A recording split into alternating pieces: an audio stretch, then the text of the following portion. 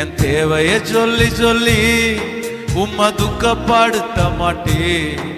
என் தேவையே நீங்கதான். என் எண்ணத்தை சொல்லி சொல்லி நிறைவேற்ற சொல்ல மாட்டேன். என் இதயமே நீங்கதான். என் தேவனே, என் ஜீவனே, என் நண்பரே, என் சொந்தமே, என் தேவனே, என் ஜீவனே, என் நண்பரே, என் சொந்தமே.